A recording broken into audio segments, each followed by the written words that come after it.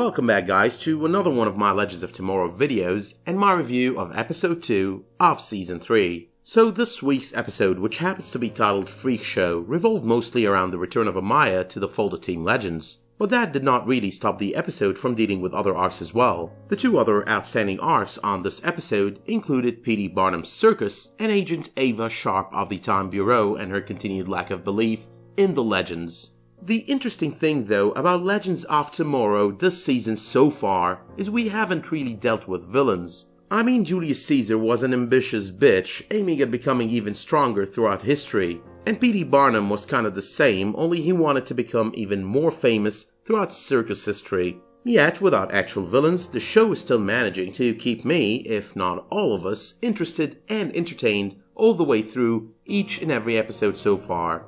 The one thing I'm hoping they wouldn't do though is keep this entire Time Bureau doesn't trust us, so we're gonna prove them right every time and elevate each and every anachronism to level 1 zillion. That joke is just gonna be getting real old real soon. However, things will have to get complicated over the course of each and every episode, only hopefully it wouldn't always have to go extremely insane and because of mere legend stupidity.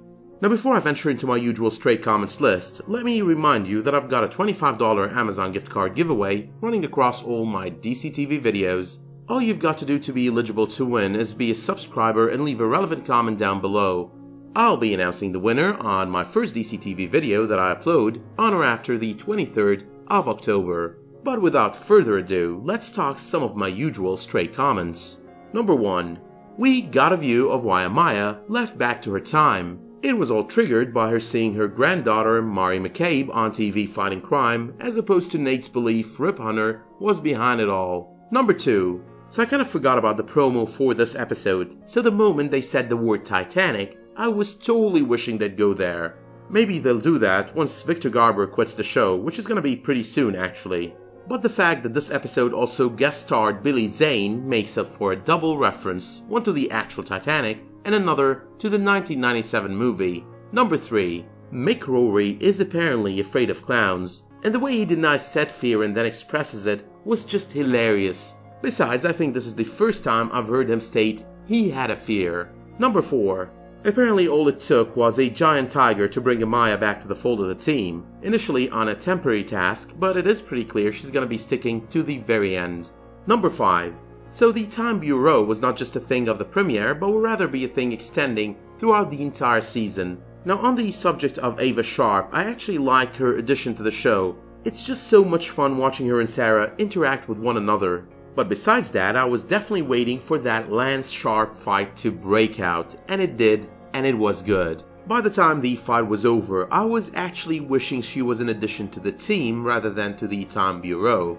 But moving on to number 6, P.T. Barnum's Become the Man of Steel. That is very catchy, make a note of that. That was quite the hilarious moment for all the obvious reasons. Number 7. It is quite interesting how every Arrowverse show that had villain reveal tropes employed so far are having seasons in which we're introduced to the villains, or in Arrow's case, some of the villains, from the get-go. Yet, with Legends of Tomorrow, the case of which has never been this long-term villain reveal trope. The case is different, and whoever Mallus is happens to be kept under wraps. They seriously need to tell us though, the damn suspense is killing me. Number 8. Now given what Amaya faced in Zambezi and the change that happened to her, she seems to be sort of the new Thea or Sarah with the side effects of the Lazarus Pit bringing them back to life. But moving on to number 9. Now I really liked how we're introduced to only a portion of what our upcoming villains are gonna be like, right as the Legends laugh off the fact there's a scary villain in the cards for them. And they should be scared, because summoning Kuasa like she's some sort of World of Warcraft water elemental raid boss, that's crazy shit. Now Kuasa will supposedly be working with Damien Darhk's now grown-up daughter on bringing him back to life, so we'll be seeing a totally new version of Darhk this season. And Mallus is basically a Savitar, not Savitar, but you know what I mean, someone with followers possibly preparing for the deity that he is to make his appearance.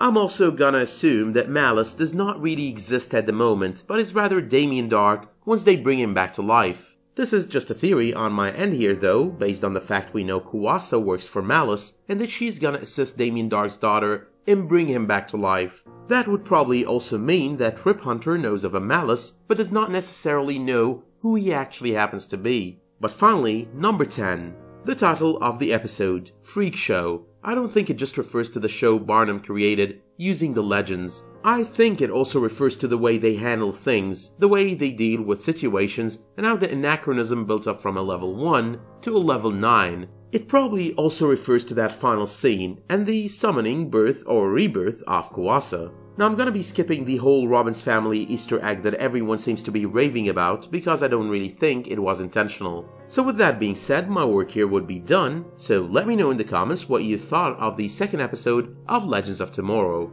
Do you agree with me that Mallus might be Damien Darhk, and if not, do you have any idea who he might be? But anyway, do let me know as well if you liked this video by slapping it a much appreciated like, and while you're at it, you could always subscribe and enable notifications for my future videos. And until I see you next time, thank you all for watching and have a good one.